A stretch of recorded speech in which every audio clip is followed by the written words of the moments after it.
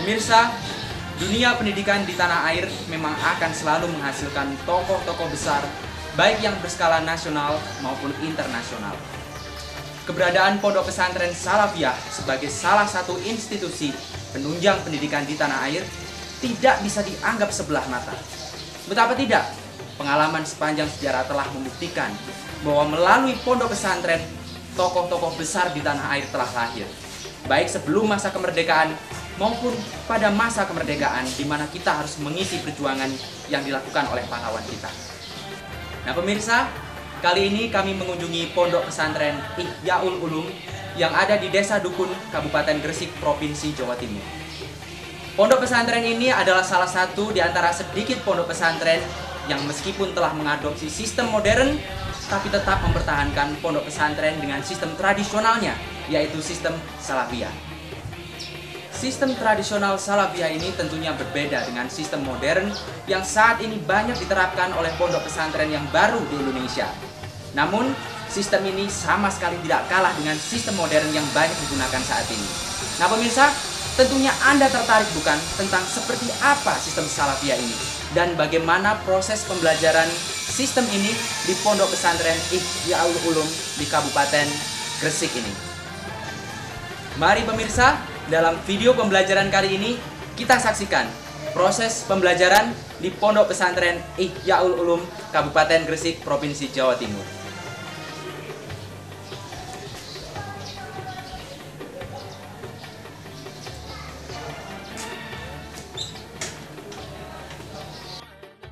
Ya pemirsa, saat ini saya sedang duduk bersama dengan Bapak Kiai Haji Mahfud Maksum. Beliau adalah penerus perjuangan dari pendahulu beliau atau ayah beliau, yaitu Bapak Kiai Haji Maksum Sofyan, yang mana merupakan pendiri dari pondok pesantren Ihyaul Ulum ini. Dan saya akan bertanya-tanya sedikit tentang proses pendirian atau bagaimana sejarah dari pondok pesantren Ihyaul Ulum ini kepada beliau. Selamat sore, assalamualaikum warahmatullahi wabarakatuh, Pak. Waalaikumsalam warahmatullahi wabarakatuh. Nah, Pak, saya ingin bertanya-tanya sedikit ini tentang sejarah pendirian daripada pondok pesantren Ihyaul Ulum ini kepada Bapak. Itu seperti apa dulu? Berdirinya tahun berapa? Kemudian prosesnya seperti apa, Pak? Gitu ya. Bismillahirrahmanirrahim. Alhamdulillahirabbil alamin. Wassalatu wassalamu ala asyrafil anbiya'i wal mursalin. Sayyidina Muhammadin wa ala alihi wa ashabihi ajma'in, amma ba'd. Para pemirsa yang saya hormati, saya ingin sekedar menerangkan tentang berdirinya pondok pesantren Ihyaul Ulum. Yaitu pondok ini berdiri pada tahun 1951 ya, yang didirikan oleh Al-Maghfurlah Kiai Haji Maksum Sofyan. Yang semula waktu itu hanya di rumah. Oke. Ya, karena karena tidak seluas ini. Tidak seluas ini, di rumah ya. Karena tuntutan masyarakat ya, dari tangga-tangga itu minta mengaji kepada Abah Kiai Maksum itu. Jadi kebutuhan masyarakat sendiri ini Ya, yang merupakan latar belakang. Ya, ya. Dari 1-2 orang yang membutuhkan ngaji itu akhirnya terdengar oleh orang-orang yang sekitarnya.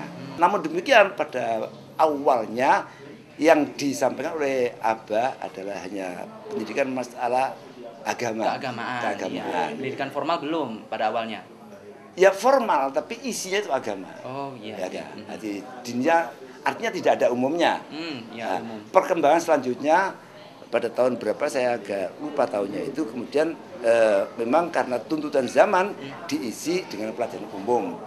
Yang pertama kali dimasukkan adalah bahasa Indonesia, kemudian sejarah ya. Jadi yang paling dasar ya, ini, yang paling dasar ya. Sejarah Indonesia. Nah, ini yang dimasukkan waktu itu ya. Nah, yang pada akhirnya kemudian seperti yang kita bisa melihat sekarang ini ya, tidak hanya apa itu masalah agama tapi pelajaran umum juga semuanya ya kita masukkan dalam pelajaran itu. Seperti ini kalau saya tanyakan sejatinya ini tahun kapan atau mulai kapan ini pondok pesantren Ihyaul Ulum ini menggabungkan antara agama dengan pelajaran umum ini sampai bisa dikatakan memang masih menggunakan sistem tradisional Salafiyah, tetapi bisa dikatakan pula sudah modern ini kalau saya rasa dengan banyaknya klasifikasi dan lain sebagainya ini. Ya. Sejak tahun 60 itu keadaan pondok berubah secara drastis. Ya. Artinya pelajaran umum seperti sekolah-sekolah umum itu juga sudah dimasukkan kurikulum di pondok pesantren ini. Namun demikian, yang sistem salafi tetap berjalan. Nah, ini yang perlu istilahnya perlu diketahui masyarakat sesungguhnya. Di mana saat ini banyak sekali pondok pesantren yang sudah menggunakan sistem modern katakanlah, tetapi pondok pesantren Ihyaul Ulum ini masih menggunakan sistem salafiyah. Ini keistimewaannya seperti apa ini, Pak Yai? Begini ya, kalau sistem yang seperti sekarang ini ya, katakanlah ya, ini untuk memasukkan akhlakul karimah di kalangan anak-anak ya, itu sangat kurang. Oke, ya demikian. Tanpa adanya sistem salafi itu ya. Nah, dengan sistem salafi itu maka penggemblengan anak terhadap akhlak ini semakin mantap. Sehingga dapat kita rasakan ya, atau kita buktikan. Coba anak-anak yang keluar dari SMP, namanya SMA ya. Ya mungkin dalam segi ilmiahnya mungkin ada yang sama atau mungkin ada yang melebihi, tapi maaf saja akhlaknya. Nah, padahal tujuan mendirikan pondok itu adalah liutamima makarimal akhlak. Bisa dijelaskan? Jadi untuk menyembuhkan akhlak masyarakat. Ya, lihat contoh seperti visi pondok pesantren ya. Itu adalah mencetak generasi muslim yang sadar akan kedudukannya sebagai hamba Allah, anggota masyarakat dan juga khalifatullah dalam bumi ini. Nah, ini yang perlu ya. Lah, apa artinya kalau umpamanya itu anaknya pandai, pinter, tapi akhlaknya tidak dapat kita pertanggungjawabkan, sehingga tidak akan bisa bermanfaat di tengah-tengah masyarakat. Padahal yang dikehendaki oleh pondok pesantren ingin mencetak santri-santri yang kelak bermanfaat di tengah-tengah masyarakat. Tidak sebaliknya, pinter tapi nanti malah justru merusak masyarakat karena kepinterannya itu. Katakanlah pintar ilmu tetapi kalau miskin moral, buta istilahnya seperti itu. Ini yang jadi itulah saya kira yang perlu saya sampaikan. Jadi kalau dapat kita simpulkan, maka pesantren Ihyaul Ulum itu didirikan pada tahun 51 oleh Kiai Maksum Sofyan yang dimulai dari rumah sendiri, kemudian berkembang sampai jadi pondok seperti yang kita lihat sekarang ini. Dan saat ini bukan hanya tidak hanya mendidik masalah ilmu agama, tapi sampai ilmu-ilmu yang lain. Mulai dari SD sampai perguruan tinggi sudah ada di sini. Alhamdulillah kita sudah punya SD atau MI, punya madrasah ibtidaiyah, punya madrasah nawiyah, dan juga punya sekolah perguruan tinggi, stay. Ya. Bahkan juga ada tempat-tempat pelatihan yang nanti dapat kita saksikan sendiri ya. Ada tempat pelatihan anak-anak agar supaya nanti kalau sudah keluar dari pondok pesantren itu tidak hanya pintar bidang agama, tapi siap untuk terjun di tengah-tengah masyarakat ya. Nah, ini yang dapat ada di pondok pesantren Ihyaul Ulum ini ya. Iya, oke deh. Terima kasih Bapak Mahfud Maksum tentang penjelasannya tentang proses berdirinya hingga berkembangnya hingga saat ini pondok pesantren Ihyaul Ulum ini.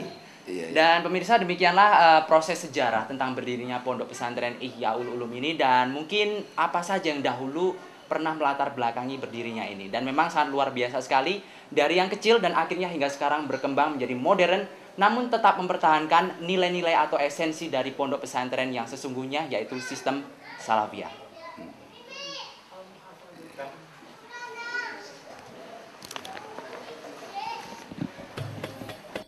Salah satu kegiatan pembelajaran yang sangat krusial di pondok pesantren Ihyaul Ulum ini adalah ngaji bandongan. Dan ngaji bandongan ini rutin dilakukan di pondok pesantren Ihyaul Ulum. Pondok pesantren ini melakukan ngaji bandongan di rumah kediaman asli dari Kiai Haji Maksum Sofyan. Beliau sekali lagi adalah pendiri dari pondok pesantren ini. Dan saat ini para santri sedang terlihat sangat antusias sekali untuk segera berangkat ngaji bandongan di rumah kediaman Kiai Haji Maksum Sofyan.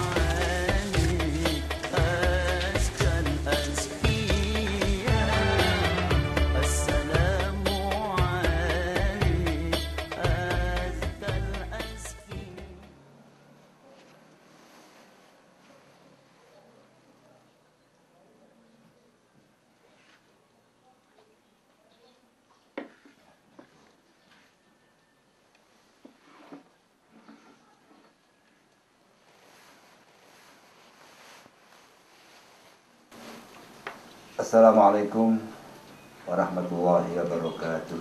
Waalaikumsalam warahmatullahi wabarakatuh. Bismillahirrahmanirrahim. Alhamdulillahirabbil alamin. Wassalatu wassalamu ala asyrafil anbiya'i wal mursalin Sayyidina Muhammadin wa ala alihi wa ashabihi ajma'in. Amma ba'd. Anak-anak yang kami sayangi, mari pengajian pada sore hari ini kita awali dengan bersama-sama membaca surat Al-Fatihah. Mudah-mudahan pengajian kali ini diiringi oleh ridho serta rahmat dari Allah Subhanahu wa taala, sehingga kita akan mendapat ilmu yang manfaat. Al-Fatihah. A'udzubillahi minasyaitonir rajim. Bismillahirrahmanirrahim. Alhamdulillahirabbil alamin. Arrahmanir rahim. Maliki yaumiddin. Iyyaka na'budu wa iyyaka nasta'in. Ihdinas siratal mustaqim. Siratal ladzina an'amta 'alaihim ghairil maghdubi 'alaihim waladdallin. Amin. Anak-anak sekalian yang kami sayangi, sore hari ini kita masih meneruskan pelajaran kemarin, yaitu tentang puasa. Hari ini kita akan bacakan beberapa hadis Nabi. An Abi Hurairah lan diriwayatno sangka Ibnu Hibban dan Hakim. An Abi Hurairah saking Abi Hurairah. Idza kana awal lailatin min syahri Ramadan, nalika ana awale bengi sangka Ramadan, sufidatis syayatin, dicancang, dibondo apa pira-pira setan, wa maradatul jin lan jin-jin sing padha ndelurung. Jadi kalau sudah datang bulan Ramadan, setan-setan lan jin-jin sing dicancang karo man adraka syahra ramadhana walam yufar lahu famata fadakhalan nar. Nabi menjelaskan, ya, mengapa saya kemudian baca amin, amin 3 kali. Pertama, Nabi menerangkan bahwasanya saat itu Jibril datang kepada saya. Beliau mengatakan kepada saya, ya, dengan kata-katanya man adraka syahra Ramadan ini, ya. Siapapun orangnya yang menemukan bulan Ramadan, falam yufallah, kemudian orang itu tidak dimaafkan, ya. Karena dalam Ramadan kita ini sebagai hamba Allah harus selalu syukur pada Allah Subhanahu wa taala. Allahulladzi akhrajakum min butuni ummahatikum la ta'lamuna syai'ah. Allah ini yang melahirkan kita dari perut ibu kita ini. Saat itu la ta'lamuna syai'ah, kita tidak tahu apa-apa. Lahir ora beropo-opo.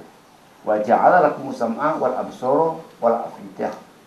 Kemudian dengan rahmat Allah, Allah memberi kita telinga bisa mendengar untuk manusia, ikan untuk manusia. Itu semua kata Allah la'allakum tashkurun. Ini tujuan pokok. Allah melengkapi semua nikmat. Namun demikian, syukur pada Allah itu tidak cukup. Belum dianggap kita syukur dengan sebenarnya kalau kita ini tidak juga mau syukur kepada orang yang membawa nikmat dari Allah Subhanahu wa taala.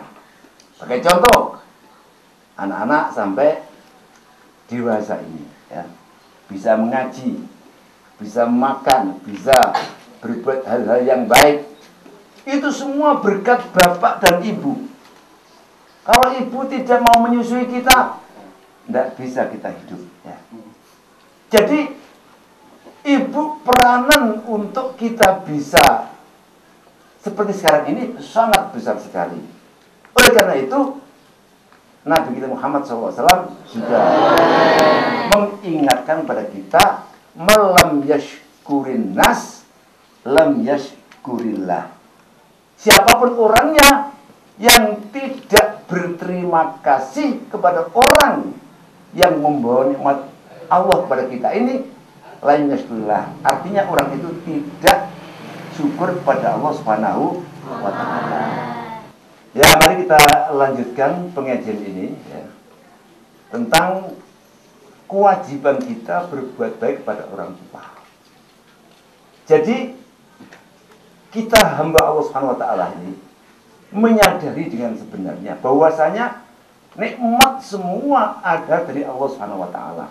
Wong sing ora gelem syukur nang menungso, artinya sama hanya dengan tidak syukur kepada Gusti Allah Subhanahu wa Ta'ala.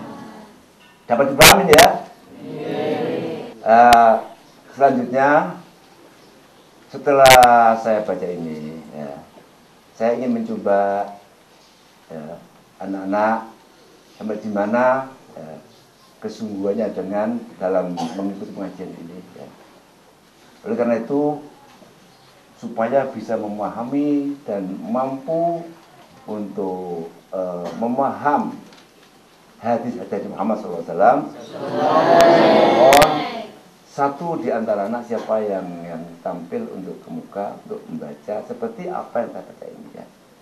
Ya, walaupun enggak sampai semuanya ya, nanti akan baca. Tolong kamu nanti baca.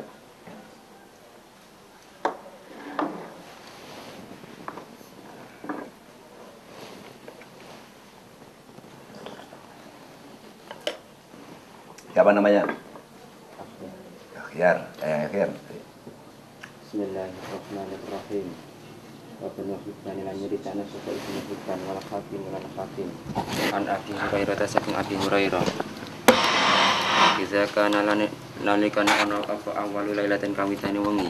Min syahri Ramadan saking wulan Ramadan sufitat syayatin mongko den cancang apa pira-pira setan. Pamaradatul jinni lan jin-jin kang ndelurung. Wa huliqat lan den tutup apa abwabun nari pira-pira lawang neraka. Falam yuftah mongko ora den buka minha saking abwabun nar apa babun sak lawang. Wa futihat lan den buka apa abwabul jannati pira-pira lawang surga. Falam yughlaq mongko ora den tutup minha saking abwabul jannah apa babun sak lawang. Wa yunati lan ngajak-ngajak sapa munadin wong kang ngajak-ngajak. Kula lelaten ing dalem saben-saben wengi. Ya baghiyal khairi, he wong kang ngarepno kebagusan akbil madhep sapa sira. Waya baghiya syarilan, he wong kang ngarepno elek aksir lerena sapa sira. Ya cukup. Ya. Sekarang dan pengajian bermanfaat. Artinya dan wa'alaikum ajma'in. Wassalamualaikum warahmatullahi wabarakatuh.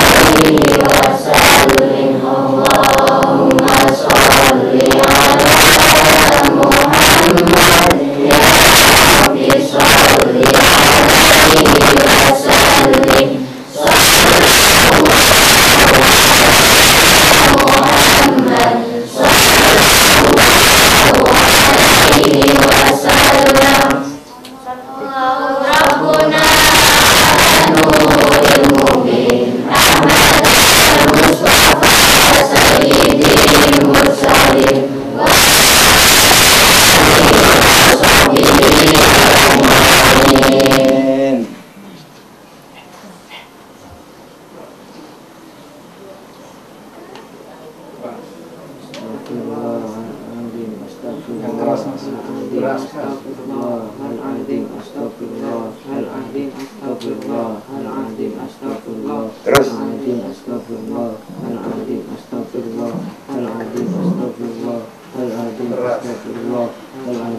ya cukup ya, ini besok lagi supaya jangan sampai terlambat ya.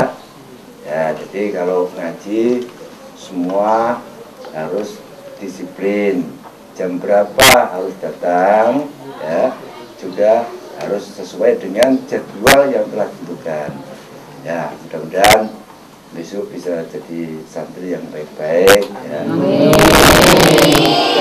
Bisa kembali kepada ya. Maaf ya. Saya kira untuk sementara pengajian sampai di sini ya, mudah-mudahan apa yang kita baca ini benar-benar bermanfaat. Mudah-mudahan kita menjadi hamba Allah yang berbakti kepada orang tua dan taat kepada Allah Subhanahu wa taala. Amin ya rabbal alamin.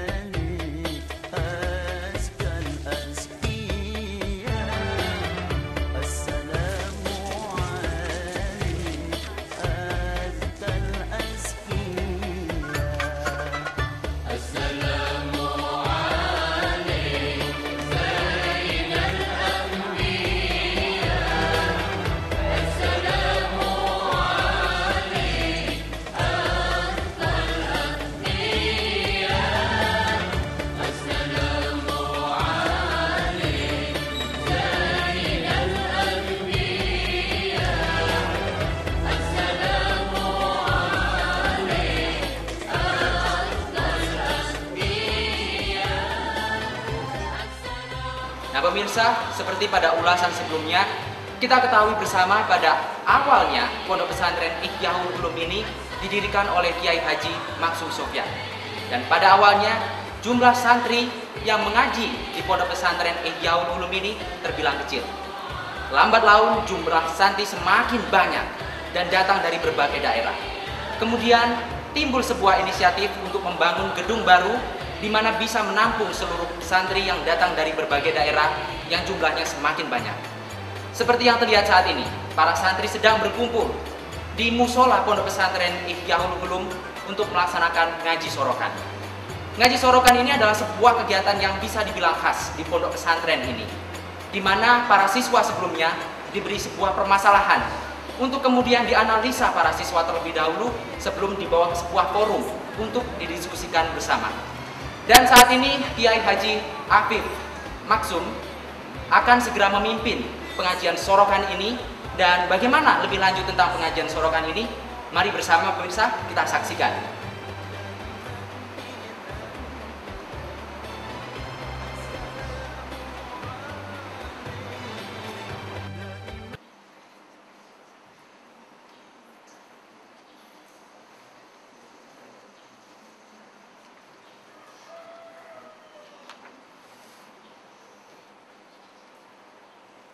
Assalamualaikum warahmatullahi wabarakatuh. Waalaikumsalam warahmatullahi wabarakatuh.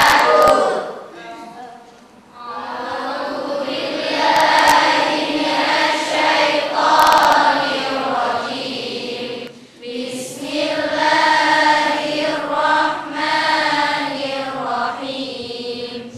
Alhamdulillahi rabbil alamin. Ar-Rahmanir Rahim. Maliki yaumiddin. Iyyaka na'budu wa iyyaka nasta'in. Ihdinas siratal mustaqim. Siratal ladzina an'amta 'alaihim ghairil maghdubi 'alaihim waladdallin. Rabbighfirli wa liwalidayya amin. Bismillahirrahmanirrahim. Rabbi ishrah li sadri wa yassir li amri wahlul 'uqdatam min lisani yafqahu qawli. Shadaqallahul adzim. Yang Bapak berikan. Bapak-bapak? Sudah dipelajari? Sudah didiskusikan? Coba sekarang siapa di antara anak-anak yang sudah siap untuk mempresentasikan, untuk maju ke depan? Ayo angkat tangan, siapa di antara? Ya, ini Asmaul Fauzia, ayo maju, ayo sini maju. Ayo maju sini, Asmaul Fauzia. Wal iqtisadi lan sederhana, fil ma'isyati dalam kehidupan, wal infaqi lan memberi pembelanjaan, wa dhammi su'al lan mencela minta-minta, min ghairi daruratin saking saliyane darurat. Qala Allah Ta'ala, tahu sapa Allah Ta'ala, wa ma min dabatin lan ora ana saking makhluk hidup sing melata fil ardi ing dalam bumi illa Allahi kejaba ing atase Gusti Allah rizquha apa rezekine makhluk menjaga kehormatan. Ta'rifuhum padha ngawuruhi sira ing fakir bisimahim kelawan tanda-tandane wong fakir. La yas'aluna iku orang jaluk-jaluk sapa wong fakir utawi wong idza anfaqu nalikane nafaqana sira kabeh lam yusrifu iku ora berlebih-lebihan walam yaqturu lan ora kikir wa kana lan ono sapa wong baina dzalika iku antarane berlebih-lebihan lan kikir qawaman iku cecek. Wa qala ta'ala lan tawa Allah sapa Allah Ta'ala, wa ma khalaqtu ora nyiptano aku al jinna ing jin wal insa lan manungsa illa liya'budun kejaba kedua ibadah sapa jin lan manungsa. Wa ma uridu lan ora ngarepno aku ayyut imun arep maringi pangan ing aku. Dari bab ini ada beberapa pembahasan. Pertama adalah bab al-qanaah. Qanaah itu bahasa Arab. Apa artinya qanaah? Coba. Cara kita berikhtiar karena di dunia ini mempunyai hukum sebab akibat. Maksudnya ayat ini gimana? Coba. Kita sebagai memberi bantuan kepada orang fakir yang menghabiskan waktunya di jalan Allah karena mereka tidak dapat bekerja karena waktunya dihabiskan di jalan Allah. Ya. Jadi di antara orang fakir, ayat ini kalau saya ulas, di antara orang fakir itu ada yang karena ya, takwanya kepada Allah, beliau ini merasa sebagai hamba Allah, menghabiskan waktunya untuk ibadah, menghabiskan waktunya untuk dakwah. Ayat ini kaitannya dengan al-iqtisad fil ma'isah. Kita hidup dianjurkan supaya sederhana, ya. Gimana maksudnya ini, coba? Berlebihan dan tidak boleh kurang dari kadarnya, harus berada di tengah-tengah. Bagus. Jadi orang yang hidup di dunia ini tidak boleh berlebih-lebihan, dan juga cara membelanjakan tidak boleh pikir, ya. Jadi memperhitungkan seberapa kebutuhan itu sehingga dia berguna.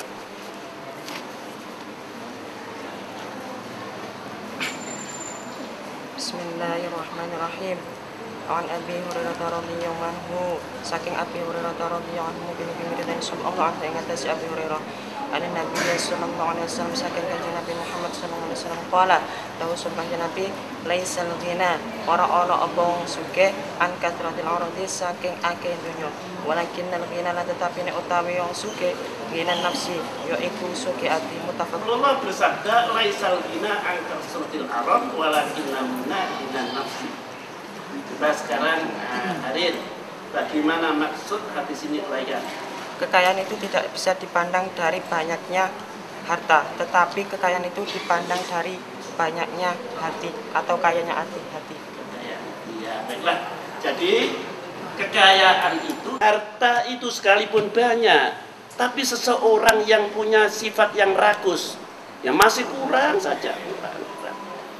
Tapi kekayaan itu, kata Rasulullah, dipandang dari kekayaan hati. Kalau orang ini qanaah, kalau orang ini hatinya kaya, berapapun yang diterima ini merasa cukup. Baik ya. Kemudian selanjutnya hadis yang kedua.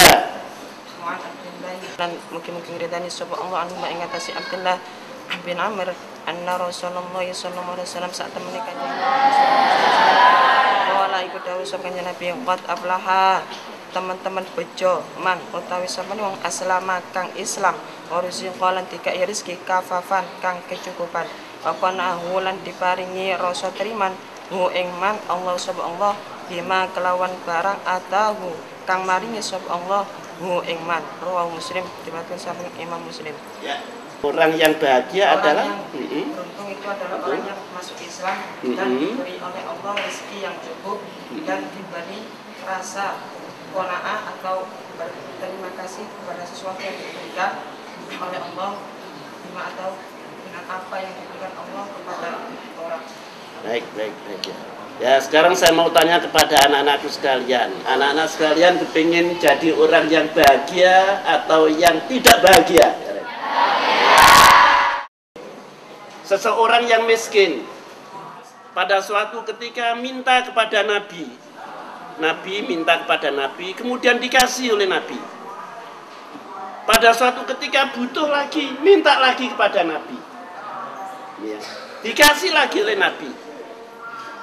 Kemudian Nabi bersabda, yang intinya Khizam, jangan kamu menjadi orang yang hanya minta-minta saja. Apa sebabnya? Orang yang memberi itu adalah lebih utama daripada orang yang minta. Kemudian apa kata Hakim? Kata Hakim, sejak itu saya tidak pernah minta-minta. Bahkan aku bersumpah, sampai kapanpun, sampai aku meninggal dunia, saya tidak akan meminta-minta. Terbukti pada masa Khalifah Sayyidina Abu Bakar, ya, ada pembagian harta. Hakim dipanggil. Tapi apa kata setelah diberi, Hakim tidak mau menerima. Begitu juga pada waktu Khalifah Sayyidina Abu Bakar pun demikian. Sehingga Sayyidina Umar memanggil sahabat-sahabat. Mendekati maghrib, maka pengajian kita akhiri dengan bersama-sama berdoa, Rabbana la tuzigh qulubana ba'da idh hadaitana wa hab lana min ladunka rahmah innaka antal wahhab Rabbana atim lana nurana waghfir lana innaka ala kulli syai'in qadir. Wassalamualaikum warahmatullahi wabarakatuh.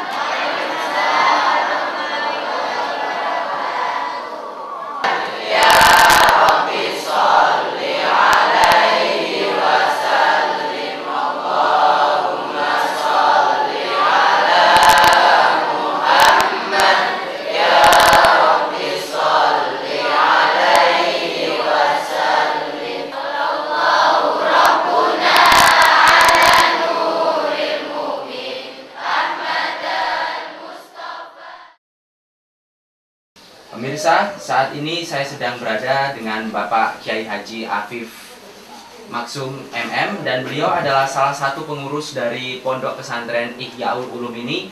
Dan saat ini saya akan menanyakan sedikit pertanyaan tentang keunggulan atau apa saja yang bisa ditawarkan dengan adanya sistem salafiyah yang saat ini masih dipertahankan di Pondok Pesantren Ihyaul Ulum ini. Assalamualaikum warahmatullahi wabarakatuh. Waalaikumsalam warahmatullahi wabarakatuh. Iya, Bapak Yai, ini saya ingin bertanya sedikit tentang mungkin keunggulan-keunggulan yang bisa ditawarkan oleh Pondok Pesantren Ihyaul Ulum ini dengan sistem salafiyah atau sistem tradisional ini yang masih terus dipertahankan di Pondok Pesantren ini, Pak. Baiklah, sebelum saya menjelaskan tentang apa yang dimaksud ini, terlebih dahulu akan saya sampaikan visi dan misi daripada Pondok Pesantren. Visi daripada Pondok Pesantren Ihyaul Ulum adalah mencetak kader atau generasi muslim yang sadar atas kedudukannya sebagai hamba Allah, sebagai anggota masyarakat, dan sebagai khalifatullah. Pertama, sebagai hamba Allah. Ya, kalau manusia ini sadar sebagai hamba Allah, dia pasti akan iman kepada Allah. Dia akan takwa kepada Allah. Kalau sudah sadar sebagai anggota masyarakat, maka dia sadar sebagai bagian daripada masyarakat, akan menyatu di masyarakat dan bertanggung jawab kepada masyarakat. sebagai khalifatullah, maka kita mengerti bahwasanya dunia ini diciptakan oleh Allah sudah jadi, tapi perlu dikembangkan. Nah, oleh karena itu dari visi inilah, maka misi daripada Pondok Pesantren Ihyaul Ulum pertama adalah mengenalkan para santri terhadap kebesaran Allah melalui ini ayat-ayat qauliyah dan ayat-ayat kauniyah. Kemudian yang kedua, menanamkan kesadaran kepada santri atas pentingnya ilmu amaliyah dan amal ilmiah. Kemudian yang ketiga, mendidik para santri agar senantiasa berakhlakul karimah dan berdisiplin. Kemudian yang keempat adalah menumbuhkan rasa tanggung jawab terhadap dirinya sendiri dan kepada lingkungan. Dan yang terakhir, yang kelima adalah memberikan bekal ilmu, keterampilan, dan keberanian. Nah, dari visi dan misi inilah, maka Pondok Pesantren Ihyaul Ulum itu berusaha bagaimana supaya bisa bermanfaat di tengah masyarakat, bermanfaat bagi bangsa, dan bermanfaat bagi agama. Oleh karena itu, kalau yang ditanyakan keunggulan daripada Pondok Pesantren Ihyaul Ulum, kami belum merasa bahwasanya pondok kami itu unggul. Tapi kalau dinilai itu ada sedikit yang lain daripada yang lain, kemungkinan arah daripada Pondok Pesantren ini tidak hanya mementingkan kualitas ya, di bidang agama saja, tapi juga kualitas juga di bidang umum. Sehingga dalam praktek pendidikannya kita berpendirian, katanya ada suatu patah, al-muhafadzatu ala qadimis sholeh wal ahdul bil jadidil asolah. Ya, kita mempertahankan sistem lama yang baik. Sistem salafiyah ini. Ya, sistem lama yang baik dan kita mengambil sistem baru yang lebih baik. Nah, sementara ini menurut kami, ya menurut Pondok Pesantren, sistem salafiyah itu masih relevan dengan perkembangan zaman. Dengan perkembangan zaman ini. Salah satu contoh sekarang, sistem pendidikannya ya yang kita kenal ada sorokan, ada bandongan. Nah, itu ya. Mungkin dari namanya itu kelihatan asli dari Indonesia ini. Iya, betul ya. Jadi ada yang bandongan, ada yang sorokan. Ya. Bisa dijelaskan seperti apa ini Pak Yai? Ya, seperti yang bandongan itu kan ustadz, ya, kiai itu menyampaikan, membaca kitab, kemudian siswa-siswa itu mendengarkan. Nah, dari uraian-uraian ini maka bisa diserap ya, apa yang diberikan oleh kiai. Tapi ada sistem lagi yang sistem yang sorokan yang lebih daripada itu. Jadi ustadz, guru sebelumnya itu memberikan PR kepada siswa, kepada santri. Katakan sekarang umpamanya belajar apa ya, belajar katakan ilmu fikih, kan gitu, ilmu fikih. Fikih ini bab apa? Bab toharoh. Nah, sekarang anak-anak, besok kita belajar bab toharoh, dipelajari. Oh, jadi memang para siswa diberi kesempatan lebih dahulu ya, dipelajari. Kemudian besok masuk ya, bagian anak-anak sudah siap. Ya. Ayo sekarang baca bab toharoh. Jadi langsung siswa baca langsung. Kemudian ditanya, dan saya kira sistem itu ya tidak berbeda dengan sistem yang modern sekarang, apa yang disebut dengan GPS atau itu yang terakhir yang apa sistem apa itu. Memang namanya tradisional, tetapi ini dinamis sekali. Betul. Jadi esensinya ini tidak ada gitu. Oke. Lalu mungkin selama ini Pak, kalau ditanyakan tentang kendala-kendala selama menjalankan Pondok Pesantren Ihyaul Ulum ini, pastinya ada ini. Seperti apa mungkin? Jadi kami berusaha bagaimana supaya Pondok Pesantren ini sendiri ya bisa memenuhi hajat kebutuhan daripada masyarakat. Oleh karena itu, ya toh sekalipun Pondok Pesantren, tapi kita juga tidak meninggalkan sistem modern sekarang, sehingga mungkin Bapak nanti bisa melihat di sekitar pondok ini. Kita juga ya ada yang apa namanya perpustakaan, ada laboratorium, dan insya Allah laboratorium ini ya di sekitar sini paling lengkap Pak, lengkap ya. Jadi mulai dari fisika, biologi, kimia, bahasa komputer, bahkan ada otomotif untuk keterampilan apa ada di sini. Sehingga sesuai dengan kita sesuai dengan apa namanya animasi dan visi daripada misi daripada pesan tadi yang membekali anak dengan ilmu, teknologi dan keberanian. Soalnya yang jelas nanti alumni itu tidak selamanya menggantungkan diri kepada orang tua saja, nanti biar ada keluar dari situ. Nah itu. Nah dengan demikian itu maka apa namanya alhamdulillah ya respon daripada masyarakat itu baik. Sekalipun namanya pondok ya malah ya di antara teman-teman lu pondok kok seperti sekolah apa namanya kejuruan gitu ya. Ya memang kita sesuai dengan visi itu. Nah itu kalau mungkin itu yang dianggap sedikit ada keunggulan daripada yang lain. Ya, semoga saja dengan sistem yang seperti ini akan terus berkembang. Mudah-mudahan ya kami juga mengharapkan begitu ya, doa daripada bapak-bapak.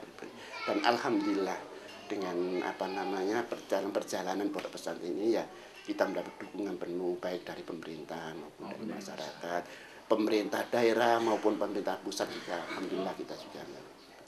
Iya, terima kasih Bapak Kiai Haji Afif Maksum, ini sangat berguna sekali wawancaranya. Assalamualaikum warahmatullahi wabarakatuh.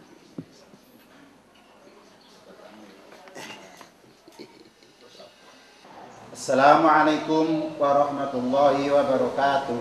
Waalaikumsalam warahmatullahi wabarakatuh. A'udzu billahi minasyaitonir rajim. Bismillahirrahmanirrahim. Alhamdulillahi rabbil alamin. Ar-Rahmanir Rahim. Maliki yaumiddin. Iyyaka na'budu wa iyyaka nasta'in. Ihdinas siratal mustaqim. Siratal ladzina an'amta 'alaihim ghairil maghdubi 'alaihim waladdallin.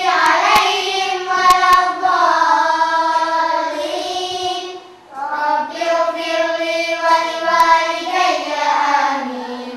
Bismillah. Coba sekarang sebelumnya dijawab bersama ya. Untuk pelajaran tajwidnya ya dina bacaan Ibn Bihuna. Nun sukun atau tanin bertemu salah satu huruf ya wa minun. Kita mutajanisen. Sukun bertemu ka, sukun bertemu ta, sukun bertemu ta, sukun bertemu ta, sukun bertemu ra, sukun bertemu ga. Contohnya Qala qaimatun laim basaqta afqalad da'wa qad tabayyana qurrabbi idzalamu. hukum mat dibagi menjadi Dua. sebutkan Matobi atau matasri dan matfari. atau bi Kata diikuti alif kasrah diikuti ya sama diikuti roh dan panjang matobi satu alif atau dua harokat. mat far'i dibagi 11. sebutkan Satu matoji mutasil, dua majais mufasil, tiga matarik isukun, empat nauti watima masirah, enam matbadal, tujuh mataklik, delapan taklik, sembilan mataji musakau kali ini, 10 mataji mu'ohok kali ini, 11 mataji musakakli, 12 mataji mu'ohok kali ini, 13 nafak. mat lazim musafal kalimi. Matobi bertemu mutasil, panjangnya 3 alif atau 6 harokat. Contohnya Waladdallin atuhajjunni. manfaat Maka bertemu tasbih panjangnya 3 alif atau 6 harokat.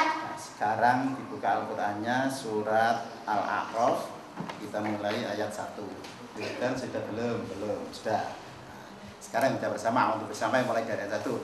A'udzu billahi minasyaitonir rajim.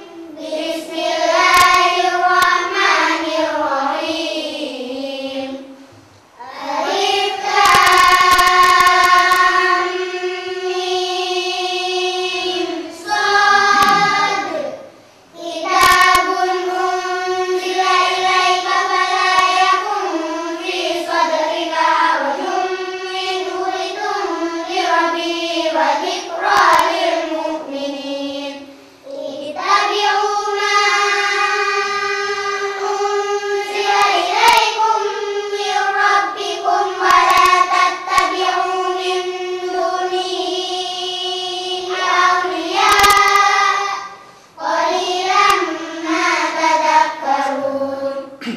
Sekarang dilanjutkan satu-satu ya.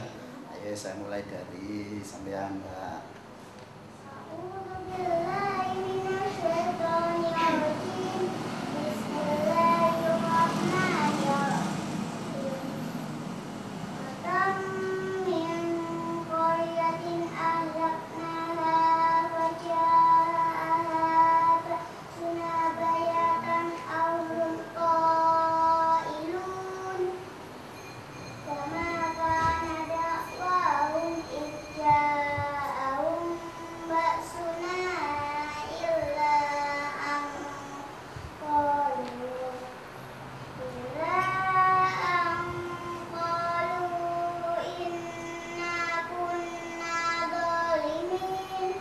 Sekarang dilanjutkan Mas Butanir.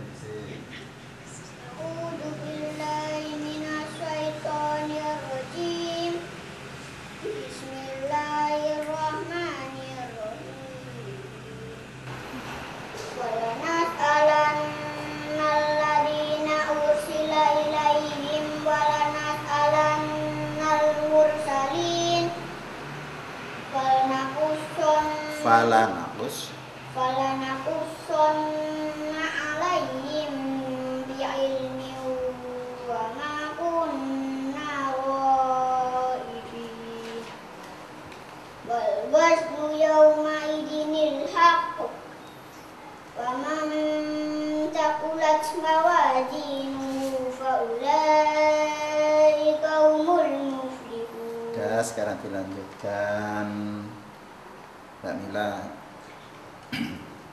A'udzu billahi minasyaitonir rajim. Bismillahirrahmanirrahim.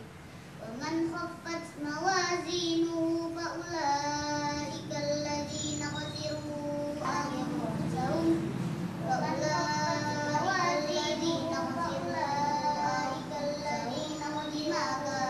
bi ayatina ya'malun.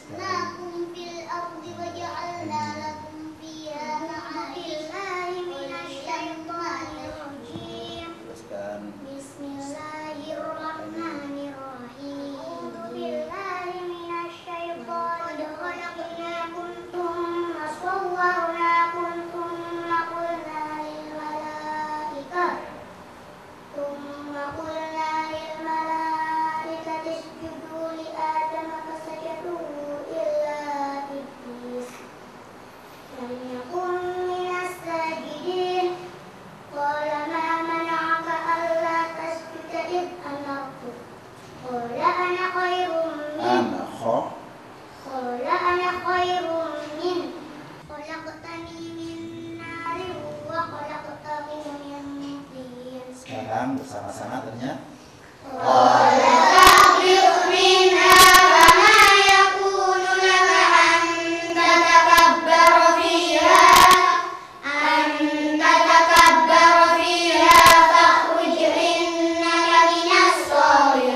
Diulang baca khoknya dari fama yakunu.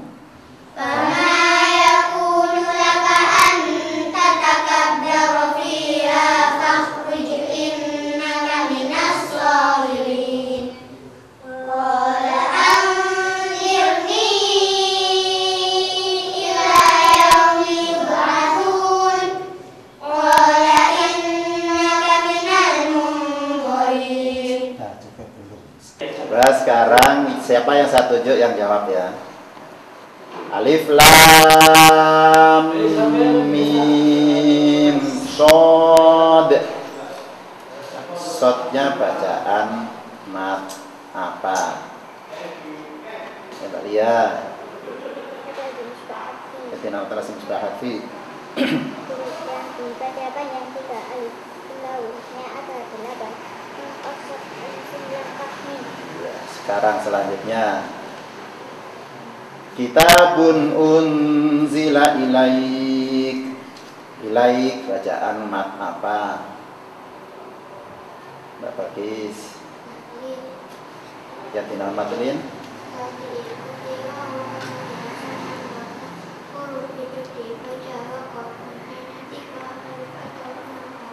Betul?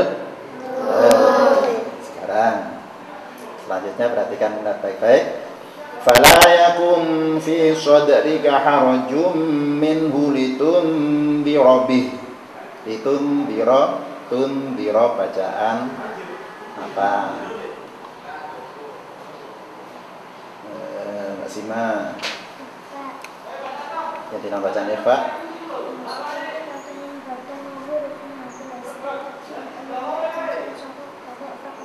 Betul?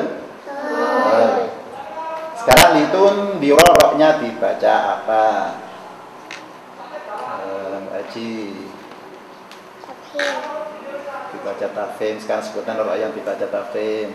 Rok fathah tanwin, rok dhamma tanwin, rok sukun didahului fathah atau dhamma, rok sukun didahului kasrah rok sukun didahului kasrah ada hamzah wasl, rok sukun didahului kasrah bertemu huruf istilah ada 7 khazah qaf. Dan litunzira bihi-nya bacaan mat apa? Kira yang dinamakan silah basirah. Setiap hutan jika didahului sukun tidak dibaca mat. Betul ya? Wa dzikra lil mu'minin. Mu'minin-nya bacaan mat apa? Mbak Titin. Yang dinamakan matahari ini sukun.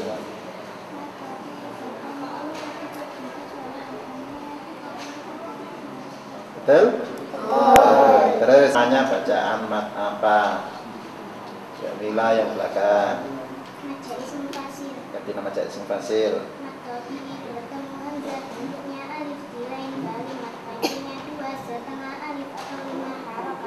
Ya, selanjutnya ma unzila ilaikum mir rabbikum wa la tattabi'u min dunihi awliya. Min dunihi nya bacaan mat apa? Mbak Eni. Ya dinamakan silatawila.